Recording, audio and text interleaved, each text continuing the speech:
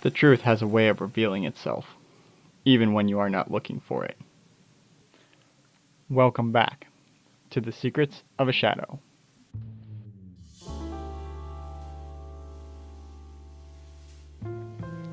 I awoke, head throbbing, eyes blurry. Where was I? I let my eyes clear and looked around the dimly lit room. I could see floorboards above us, filtering in a little light from above. I looked around and saw the stone brick room and saw them. The two people I recognized and one I did not. I saw Sarah Matter and Mary Canary tied to chairs, evenly spaced throughout the room in a circular pattern, or more like a cross pattern. I looked around more and realized that we were most likely under the old abandoned church. So those stories were real. I tried to move, but my arms and legs were bound to a chair as well. I looked at the last guy and did not recognize him, but I did my best to memorize every detail I could about him. I tried to cry out, but my mouth would not move. Everyone still seemed to be unconscious and could not hear me anyway. Suddenly, a large man appeared in a doorway behind Sarah. He saw that I was awake and quickly waltzed over to me with a smooth, even gait. He whispered something in my ear, but I felt only the prick of the needle and the icy substance enter my veins and send me into this dream world once again.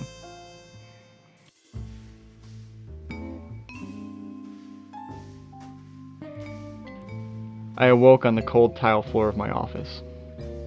Waking up felt groggy and hard, like I was hungover, or still slightly drunk. My secretary Denise walked in at that moment and stood over me. I called out to Darlene, but she just scowled at me and asked who Darlene was. She said her name was Denise, but that isn't right. My secretary's name was always Darlene. What is going on? I try and stand to my feet, and Denise, helps me up, scolding me for drinking too much again. That is also strange, because I rarely, if ever, drink. I reach for my coffee on the table and get a side-eyed glare from Denise, who makes a rather rude remark about me just going straight back to the bottle. I give her a puzzled glance. I sniff the coffee, and it smells like coffee, and so I take a drink of it before spitting it out. It tasted like rotting milk. What was this stuff? Darlene, damn it, Denise, just smiles and tells me to come pick up the newest case file from her when I have sobered up. I am sober, I thought to myself. Or am I? I cannot tell over this throbbing headache. I sit back in my chair and massage my temples. I try and remember what happened before I blacked out. I remember that I was onto some details of the previous cases I was working on. There was something about a saint and a false prophet. I look outside and can see that it was raining recently, puddles lining the street. My headache was fading, and soon I was able to start thinking clearly. I called Denise. I'm never going to get that right. Wait, but why should I? It was not right. Wait, why am I just accepting this truth? What is happening to me? I have to figure this out. Maybe this next case will help me figure it out. Denise brings in the new case file and puts it on my desk, smiling at me, seeming to have forgotten our last exchange. She smiles politely, almost too politely, and walks back out of the office, her flats making light thuds on the tile floor. I look at the new case file and see a familiar face. It was the man from my dream. Was that a dream? It had felt so real. Either way, this was the third murder in West Falls this week, and something needed to be done about it. The victim's name was George Mallory, a renowned man in West Falls. His charity and kind heart were known all throughout the town. He was a true nobleman. That rings a bell somewhere in my memory. The corrupt nobleman in the north. Where did that thought come from? I banged my palm against my head.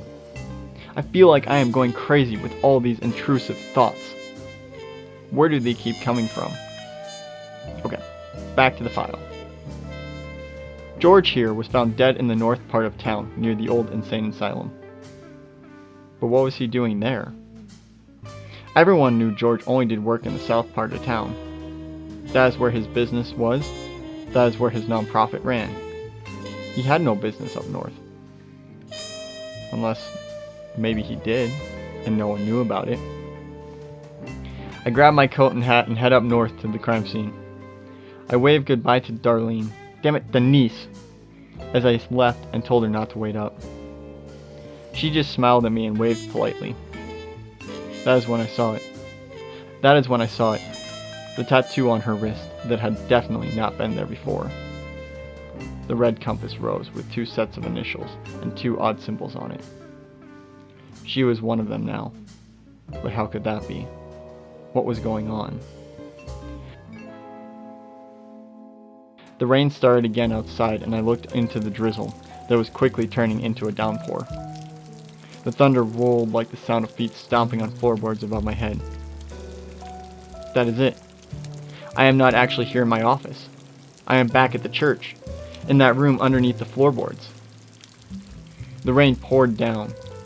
I focused hard on the thunder and closed my eyes. I could feel the world start to spin, but I just kept focusing on the thundering footsteps above me.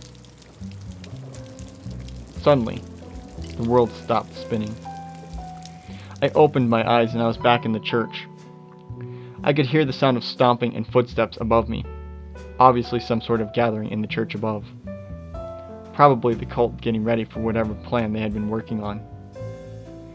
I look around the room again and see the 3 other people all tied to chairs, all unconscious. I continued looking around the room, taking in every detail I could muster. That is when I noticed the red compass rose on the floor. It was painted in large red lines, with the symbols on each point. I also noticed that each chair was positioned on one of the points corresponding with one of the symbols. There is Sarah, the innocent saint of the south. There is Mary, the supposed false prophet. And then there is the mysterious third man, the corrupt nobleman of the north. But then where do I fit in? I pull against my restraints, but they hold fast. The stomping upstairs abruptly stops, and I can hear a muffled voice begin speaking. They must be starting their service. I do not have much time. I have to figure a way out of this situation. I have to figure out how to get all of us out of this situation. I can still feel the effects of the substance pulsing through my body. Maybe, if I solve this case, it will give me clues on how to get out of here. I focus hard and feel my mind drift back into the dreamland.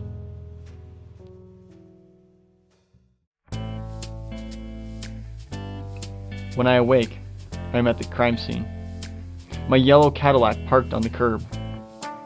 I see a short, stout man examining the body down in the ditch that it was found in. I go over to the body and the short man starts telling me about the scene. He seems very unsure about the whole situation, so I deduce this must be the dream version of John. Even though his appearance and probably name have changed, his superstition still holds true. I examine the body carefully but quickly. I feel this sense of urgency behind it, but struggle to remember why. I start digging through the pockets of the deceased man and find a note. It reads, "Not all is what it seems. Those who seek the truth find lies, but those that seek enlightenment find the truth." On the back was the weird compass rose, this time with 2 sets of initials. SM in the south and MC in the west. I jot this down in my notebook and ask John, who calls himself Derek now, why George Mallory here might be up north. Derek just looks at me and says he has no idea, but that there was someone who might have that answer. George was not alone. Derek led me over to the police car nearby, to a little girl who was waiting in the car. I ask her name, and she says that I should already know it. I do not, but that does not seem relevant at this point. I ask her what she was doing with George, and she says that George was taking her to meet someone that was going to take her to her forever home. I asked her what that meant, and she just remained silent. That is when Derek motions for me to step over to him to have a word. He says that they ran her through the database and that the girl I was talking to was declared as missing 3 days ago, kidnapped out of her front yard. I looked at the scene. Why would George be bringing a girl to meet someone that was going to take her home here in this dirty asylum? Why would the people who killed George leave the girl? Unless it was a clue to me. That is when it hit me. George was here because he did not want people to know he was here. That little girl was being trafficked. George was killed because he was the third person on the compass I was supposed to follow, the corrupt nobleman. George here was secretly using his access to the public through his organizations to traffic children, and nobody was the wiser. Until now, that is. I tell this to Derek and he just looks at me with a worried glance. I tell him that if he keeps digging, they will find the truth about this. But for now, I have to go. I have some thinking I need to do to figure out who the fourth person was and how I was going to save them.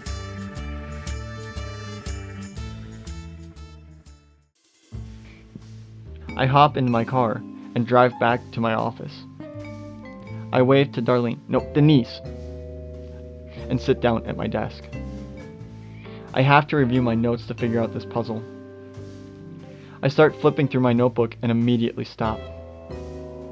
My notebook is almost full of notes, but not of the notes I remember writing. The notes are clearly in my handwriting, but I have no recollection of writing any of this. These notes speak of an entity called Shamyaza and a cult that follows it. The cult symbol was that of the compass rose that had been appearing all over, and that this was the path to enlightenment. The notes talk of a ritual that must take place on the full moon of this year to summon some sort of being, and requires the 4 people on the path to enlightenment to complete it. Once this ritual is completed, the followers of this cult will achieve their highest goal of awakening their souls and becoming something. My notes do not specify what they will become, but it probably is not good for West Falls. I keep thumbing through the notes, and they just keep going on in riddle after riddle. The path to enlightenment can only be followed by those who truly do not believe. The answers will only come to those that stop searching for them. Obedience is the path to true happiness. What did all of this mean? I have to figure this out. The rain started once again, just a light trickle against the roof.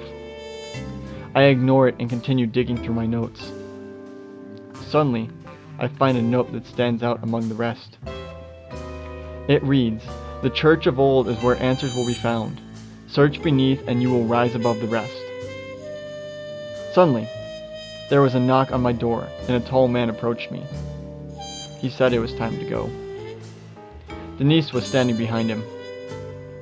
I got up from my desk in a hurry. I declared that I was not going anywhere with them. They just smiled politely and motioned to the door. I stood firm and refused once again to go with them.